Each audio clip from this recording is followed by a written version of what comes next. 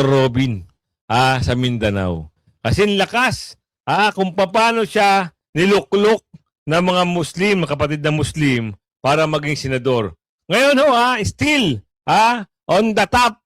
Ibig sabihin, siya pa rin ang nangingibabaw dito sa survey sa senatorial candidate. Tulungan na pwedeng umabot sa expected kaso na pwedeng umabot sa kulong because nga may threat na at that time na ikulong si Senator Jinggoy, si Senator Joel at si Senator Cheese. Yan. So sino naman kami ni Senator Marcoleta na para hindi isunod? 'Di ba? May kaso na rin against the Villars, and then because napaka idealistic at napaka articulate ng anak ni Senator Loren Legarda, si Leandro. So I knew there are threats against everyone. Thank you.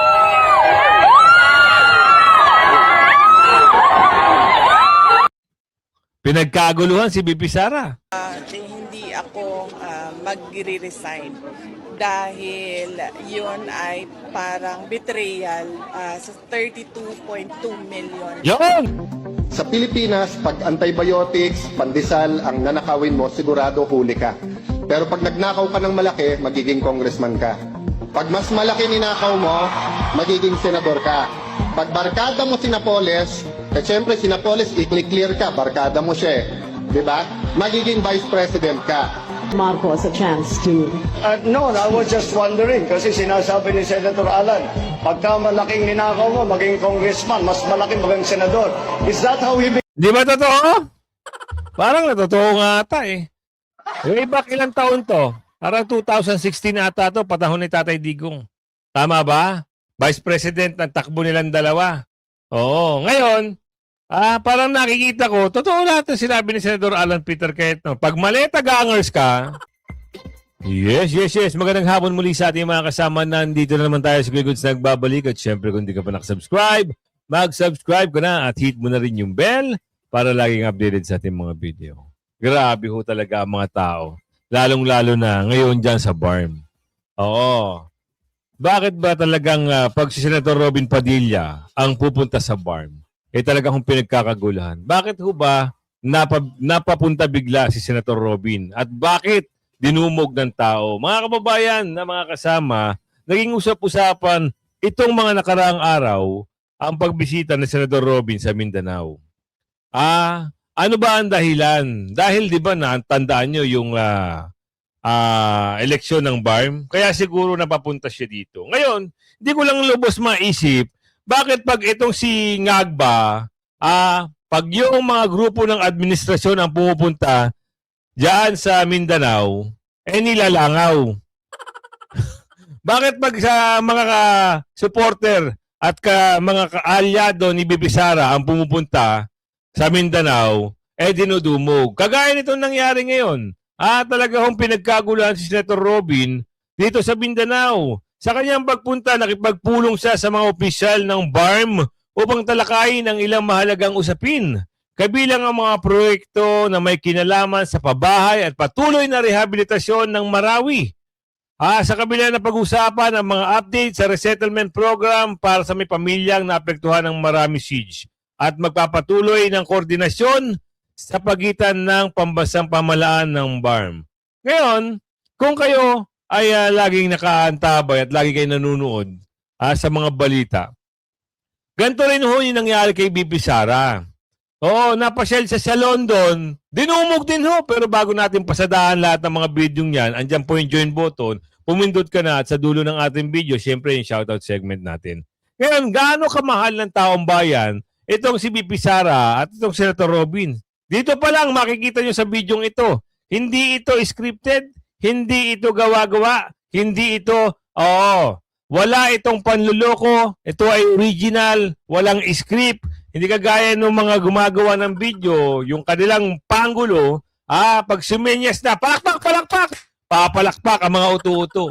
Dito sa video ito, mamaya, lalong-lalo na kay Bibi Sara, yung video niya sa London, talagang makakapangilabot. Makakapangilabot talaga. Ito, panoorin natin. Assalamualaikum po. Mahal na mahal ng tao si Senator Robin.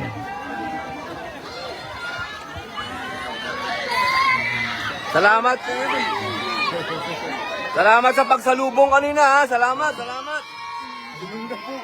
Kita nyo? Opo, salamat po, salamat. Salamat sa pagsalubong kanina, salamat. Assalamualaikum. Nagkakagulo ang mga tao. Opo. May Allah reward you, brother. Assalamualaikum po.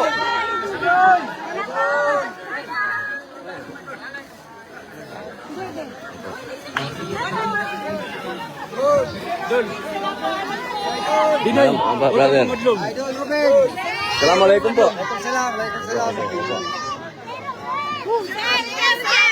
Assalamualaikum po. Ganyan ang pagmamahal ng ating kababayang Muslim kay Senador Robin Padilla. Assalamualaikum po. Brother, assalamualaikum.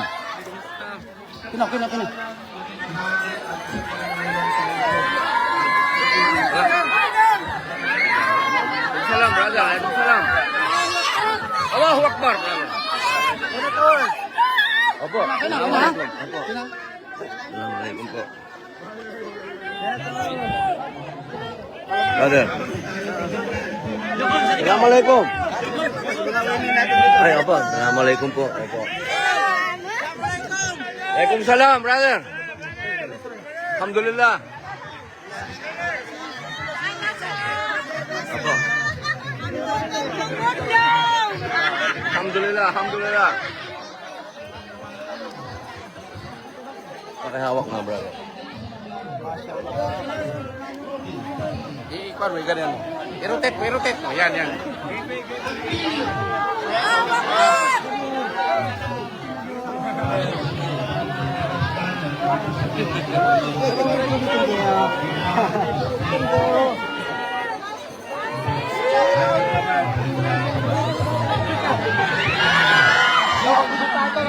Kita nyo? Wala pang eleksyon yan, ha? Okay.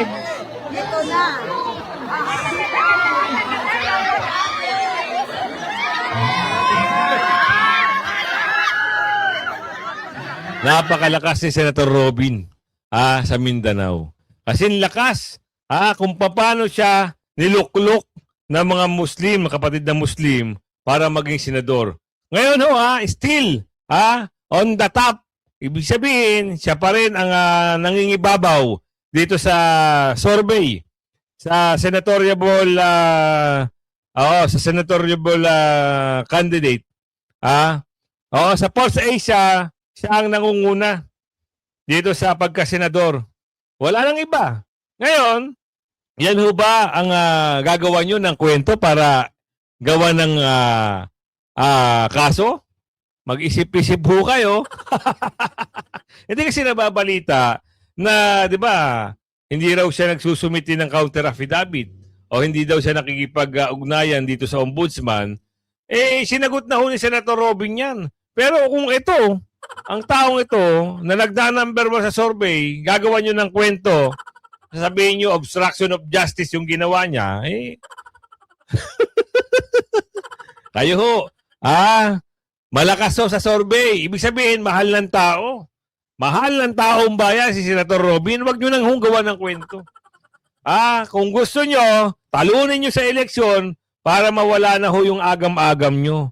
Ngayon may kwento rito na ano daw yung parang naniniwala ba kayo na ano nga ito, nakalimutan ko na tuloy yung sinabi rito na pwede ho na umaten daw ng posibleng umaten si Senator Marcoleta, Senator Jinggoy dito sa sa trial ni Bibi Sara. Meron hong panukala diyan. Kaso nabura ko ata yung video. Pero anyway, meron hong nagsabi diyan sana dito, hanapin ko. Pero bago ko hanapin, dito tayo sa mga gumagawa ng issue, gumagawa ng mga kwento, gumagawa ng kung ano-ano para siraan lang si Senador Alan Peter Cayetano. Pero meron siyang pahayag ngayong hapon lang. Makinig ho kayo ha. dahil ito ho ay hindi naman ho talaga biro, at bukod diyan, nakakaya ho yung gumagawa ng issue dito kay Senador Alan Peter Cayetano na patungkol daw ito sa insertion sa flood control anomaly sa lungsod ng Taguig. Kung hindi ho kayo maka-abante, dahil wala naman hong ginawang anomalya ito si Senator Alan Peter Cayetano, manahimik na lang ho kayo. Tigil-tigilan nyo na ho ang pag-aimbento ng kwento at gawa ng kaso ang mga kalaban nyo sa politika. Kasi kaya ho sila galit na galit. Hindi ho nawawala sa survey ito si Senator Alan Peter Cayetano. Pang-apat ho ito. Baka nagkakamali ho kayo ng pananaw. Pang-apat ho ito si Senador Alan Peter Cayetano sa survey ng Pulse Asia. Kaya siguro galit na naman kayo dahil nang ibabaw na naman ang pangalan. At isa pa, meron tayo nakitang video, ewan ko lang kung nandito pa, hanapin ko Kaya pala ito, siguro, ginagawa ng kaso, itong si Ngagma, hindi pa rin makamove on. Nung nagtapat sila, noong panahon na nagtatakbo sila bilang Vice President. Vice President ba? Tama, Vice President. Vice President. Hindi ho makapag-move na tumama na ito. Kaya siguro ngayon, dahil siya ngayon ang Pangulo ng Pilipinas, tila ba gumaganti? Kasi kahiya-hiya naman talaga. Mamaya, pihanapin ko lang at ipapakita ko sa inyo. Ngayon, kayo na ho ang bahalang, kayo na bahalang humusga. Bakit galit na galit itong si Ngagba dito kay Senator Alan Peter Cayetano? Hinahanap ko Asan na ba yun? Sana makita ko agad at ma-play ko sa inyo. Ngayon, hanapin ko pero ipa-play ko muna itong kay Senator Alan Peter Cayetano. Ayan. Praise God for a Sunday. Magandang tanghali, magandang hapon sa lahat ng ating Facebook friends and family. Kamusta po kayo? So first and foremost, anong topic natin ngayon? Paano ba tayo nagsisimula ng ating pag-uusap? Sa pagbibigay ng pasalamat sa Diyos. So ang topic po natin ngayon ay related doon kasi ang topic po natin, love or loving God and nation building. So tignan po natin yung intimate connection ng building our nation, fixing our systems, yung kung paano magkaroon ng maayos na pamumuhay ang ating mga kababayan sa pag-ibig sa Panginoon. Yan. So I thank God for you, ang ating audience dito, ang ating mga kapatid, ang technology na ngayon pwede akong dumiretso sa inyo through the mga cellphone at mga gadgets nyo na walang filters at walang editing.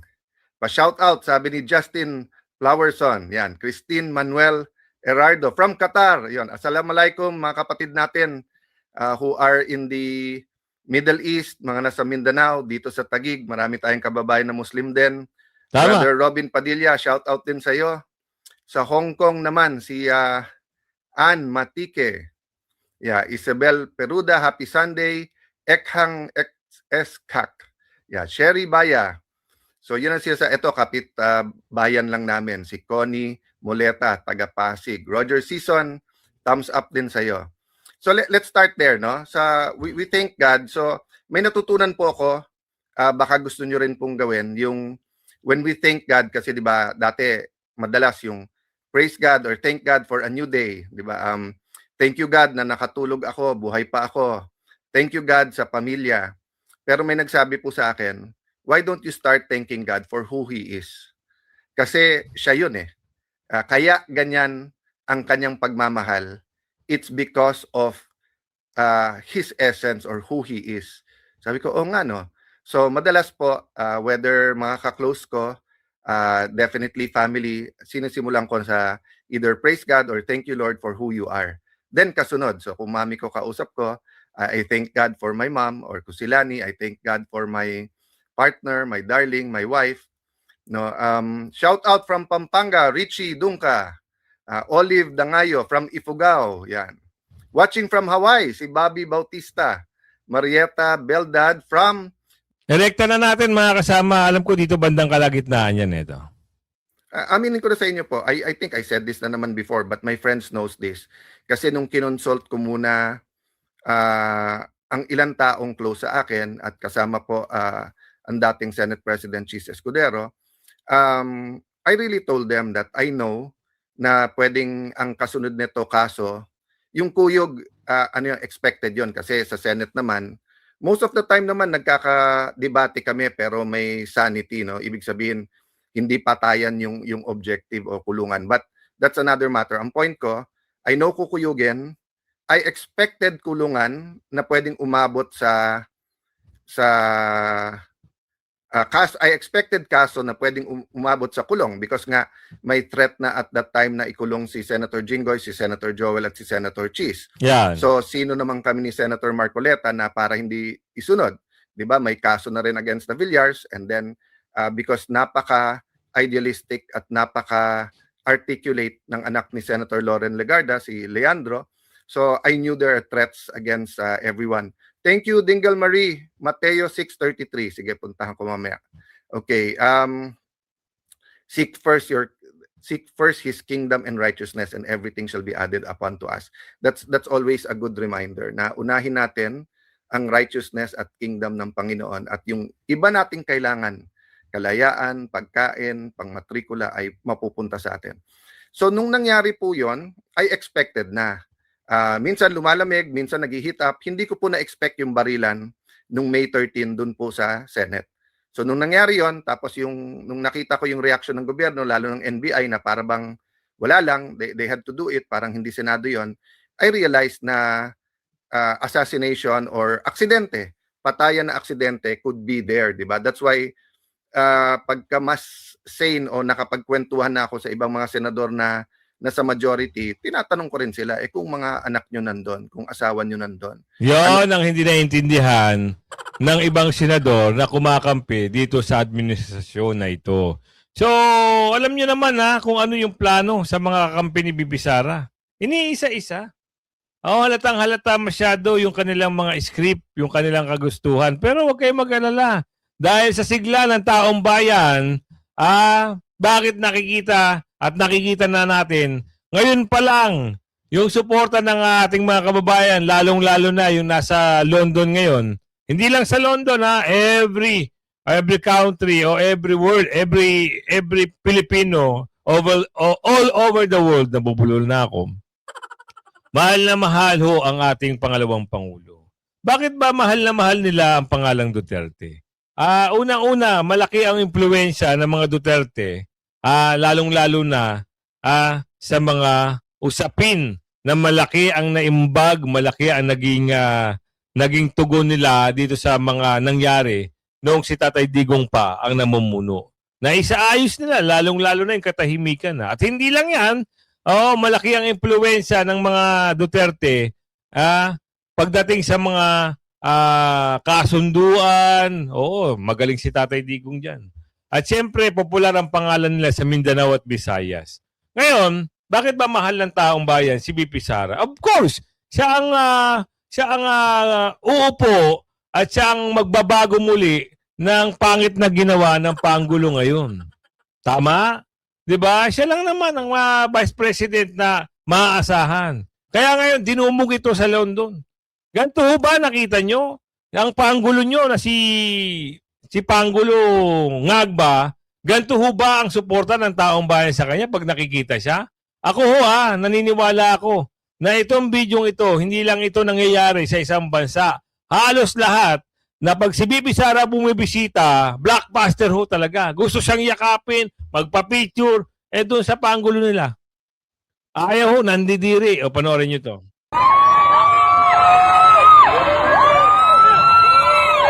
Wait. Wait, ulitin natin, Ayan na.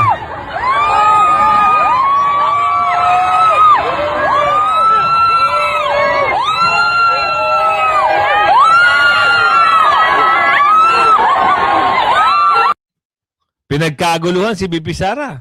'Di ba? Tama? Oh, tama ho. Pagkakaguluhan talaga dahil napakagaling ng ating Vice President. Mahal ng tao. Mahal ng tao. 'Di ba? Sino nagsasabing hindi mahal ng tao? Si BP Sara. 'Di ba? Ngayon, magtataka kayo bakit ho? Hinihiyawan, gusto magpa-picture, gusto yakapin ang Vice President kaysa dito sa namumuno ngayon. Wala naman ho kasi magandang nagawa yung namumuno. Oo. Wala ho silang magandang, ano ba tawag doon? Naging ano ba sa taong bayan? Hindi sila tunay nagserbisyo sa taong bayan. O, kita niyo si BP Sara, ito. O, panoorin nyo. Dinumog sa United Kingdom. Ayan O, dinumog si BP Sara. Kindly consider that, ma'am. Mahal na mahal eh.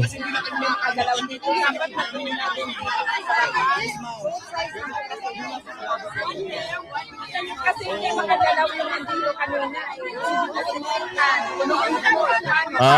Kasalukuyan yan sa London, sa UK.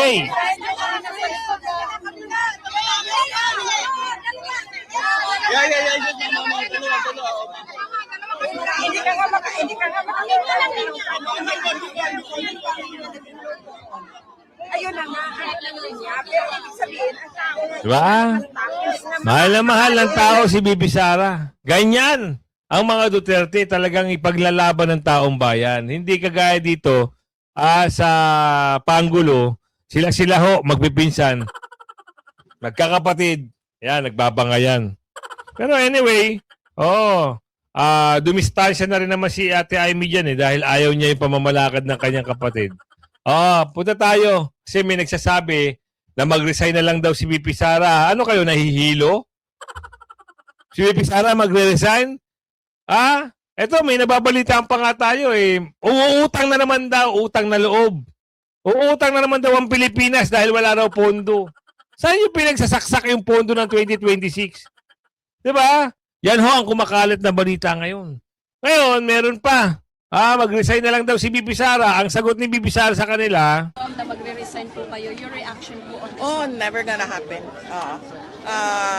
bakit ba ayaw mo pag ina-add ko ayaw ka ayan. Magre-resign po kayo, your reaction po on this? Oh, never gonna happen. Hindi ako magre-resign dahil yun ay parang betrayal sa 32.2 million Yun, tama. mga kababayan natin na bumoto sa akin. Kung gusto ni BBM, tanggalin niya ako, gawin niya ang lahat, tanggalin niya ako.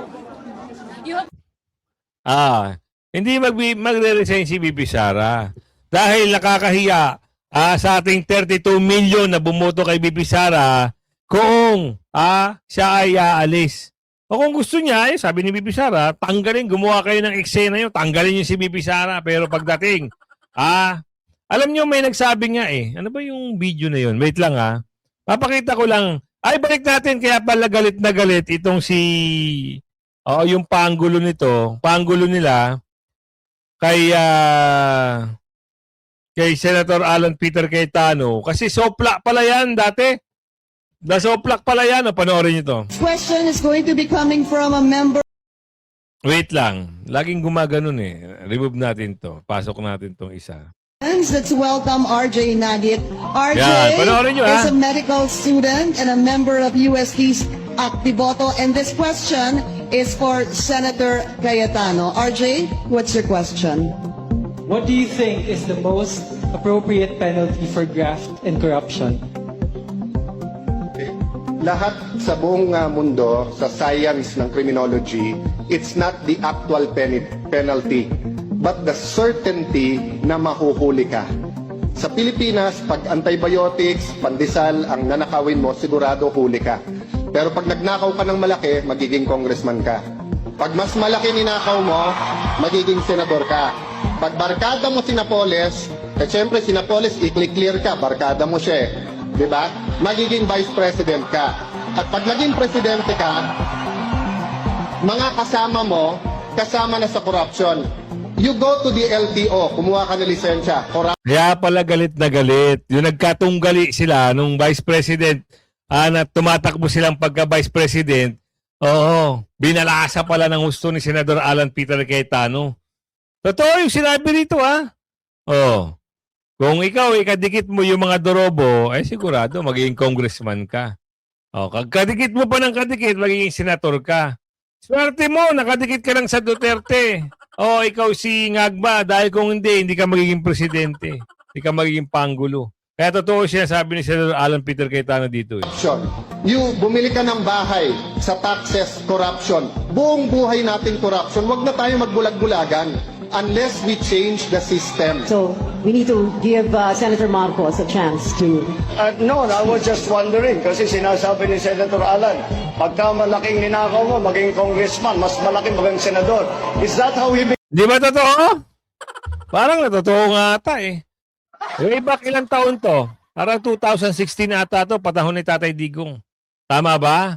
Vice President ng takbo nilang dalawa. Oo. Ngayon, parang nakikita ko, totoo lahat ng sinabi ni Senador Alan Peter Cayetano. Pag maleta gangers ka, paldo. Totoo nga. became congressman? Is that how he became senator?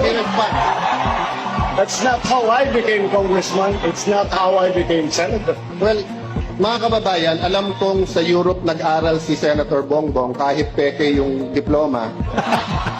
Pero ang sinabi ko po na magiging congressman ka, that's sarcasm. Because it applies to many, not to all. Okay. Kung ako'y naging congressman dahil corrupt, di sana hindi ako sumama sa EDSA 1, EDSA 2, hindi ako lumaban sa corruption ni Binay, hindi ako lumaban sa corruption ni Arroyo. But Senator Marcos, nasaan ka pag corruption ang pinag-uusapan? Diba? Wala ka sa hearing. Sabi mo kanina, Senator Marcos, matagal tayong magkapartido, bakit ngayon lang bringing up? Naalala ko tuloy, nung hearing na Napoles, galit siya sa akin lumapit kasi pinapatawag ko yung isang Maya Santos.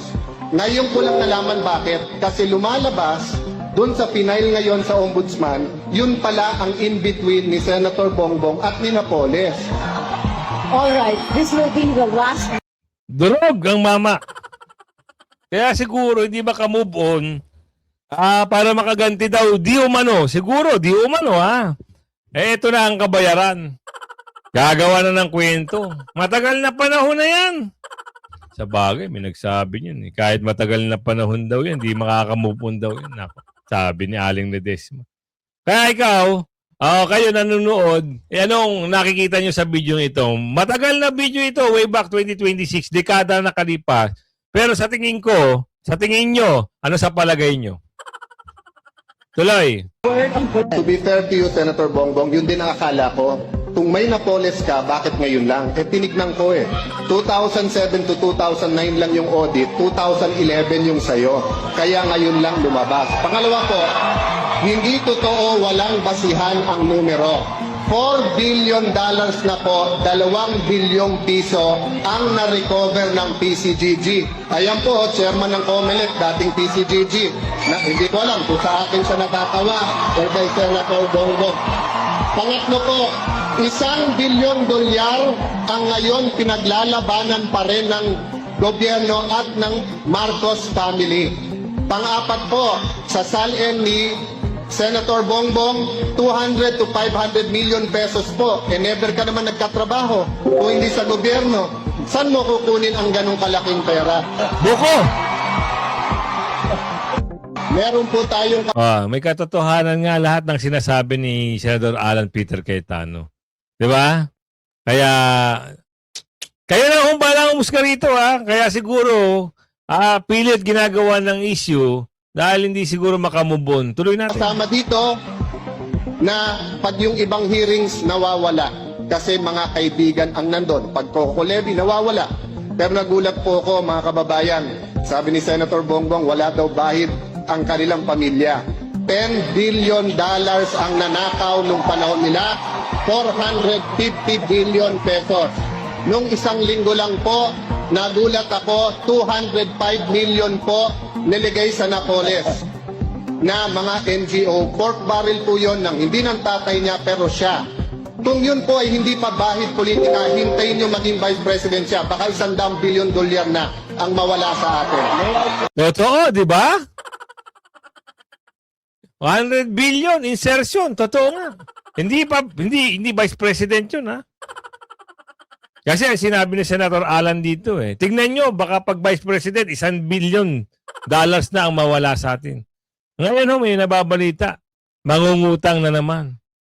Ayon sa post yan ng hanapin ko lang, tignan natin, tuloy, para maliwanag tayo. Tignan niyo po ang interview ng mismong nanay po ni Senator Bongbong. Sabi nung nanay niya, they practically own the Philippines, telecoms, all these businesses. It's all on the record. I-google nyo, yung may telepono po ngayon, i-google nyo yung recovered ng PCGG. But ibahin natin usapan, sabihin nyo nang hindi totoo for the sake of this debate, kahit totoo. Anong hearing sa corruption nakita nyo nag-appear ang isang Bongbong Marcos? Kahit anong issue sa corruption, wala siya doon. Kami daw namumulitika kasi nilalabanan namin ang corrupt. Madali po mga kababayan, madaling magsabi kami anti-corrupt. Pero yung itaya mo buhay mo, itaya mo karir mo, awayin mo. Si Enrile nakaaway nila, pero ngayon siya ini-endorse. Kaya hindi inimbestigahan ng mga negosyo ni Enrile dun sa Cagayan. Yun po ang klase ng paglaban nila sa corruption. Salita lang, walang gawa. Kung magkakabatas po, hindi ko hahadlangan yan kung yan ang gusto ng tao. Total, mas magaling naman asawa kong politiko sa akin. No? Pero yung sinabi po ni Senator Marcos na kalimutan pangalan namin, kalimutan history, eto po tanong ko, hindi isipin nyo lang po, no? Whether you're for or against Wala him. po akong Isipin nyo lang sinasabing po to. kalimutan ng history. Isipin nyo po to, Huwag naman, huwag ka naman Can I have 10 more seconds because Kaya galit na galit, hindi makamove on, napayaho ng gusto ang idolo nyo na si Pangulo. Totoo na patuloy na mangungutang ang Pilipinas sa taong 2027 upang mapondohan ang imumukahing 7.2 trillion na national budget, aray ko. Bago bumaba ng termino, 7.2 trillion budget. Tignan natin dito, grabe talaga. Kailan ito? July 11, kakapost lang ito. Whew! Paldo.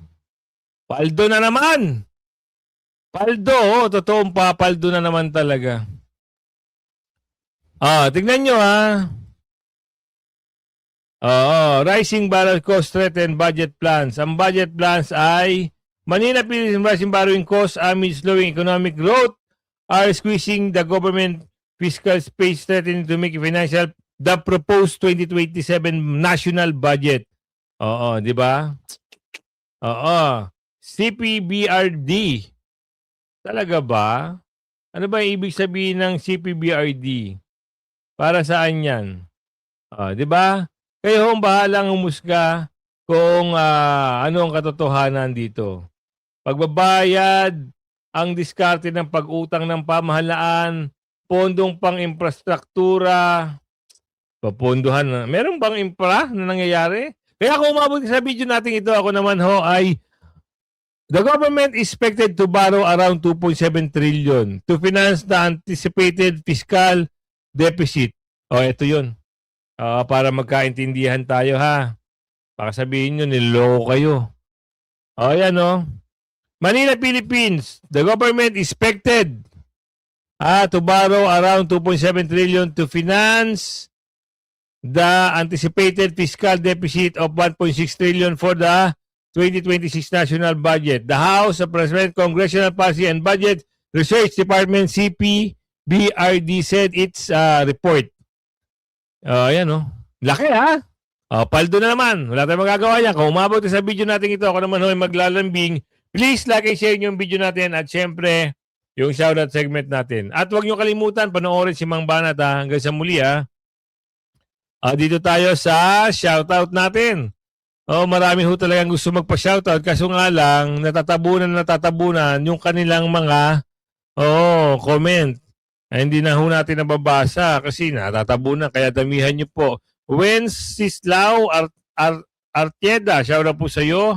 Jaime Perante, shoutout po sa iyo. Ricardo Magtabog, shoutout po. Melanie Calpito, shoutout po sa iyo. Always Sayang, 8008. Shoutout po sa iyo. Paulino Dumalauron. Alice Nayal, shoutout po. Duran Family, shoutout po. Elfinio Tabingo Huntab, shoutout po. Jaurin Chimi. Orlando Docamat. Marcelo Lopez, Nazareno Gomez, My Two Happy Pills, shoutout po sa inyo. At Tony Cuadra, Pat Sabio, shoutout po sa inyo. Sedi, shoutout po. Nomita Santos, Albert Banal, shoutout po sa iyo. Salvacion Dizon, Happening from 75, shoutout po. Dennis Basilan, Rizalina Amen, Pogi, Sumaktim, Lourdes, sorry. Shoutout po sa inyo. Edgardo Serrano, Gina Tuason, Emelda, shoutout po sa inyo. Harry Darren, shoutout po. Jose Marie Cuesta, Sally Salibay, Paulino Dumaloron, shoutout po sa iyo. Gina Tuason muli, Rosita Nuas, Gina Tuason muli, Winnie Cuadera, si Ma'am Queenie, shoutout po sa iyo, ma'am. Margarito Kamboharihan. Marisa, shoutout po sa iyo. Romy Dayan, shoutout po sa iyo. Maria Polito. Renato Piamonte. My Two Happy Pill. Mirna Demelo, shoutout po sa iyo. Techi Sieta. Reynante Mendoza. Renato Piamonte. Maya Ginete. Marco Vier. Reynaldo Mendoza again, Resaliano, and Hermie Velasco. Shoutout po sa inyo. Kung kayo ay umabot sa shoutout segment natin, hanggang sa muli po, paki-like and share ang aking paglalambing. Bye-bye!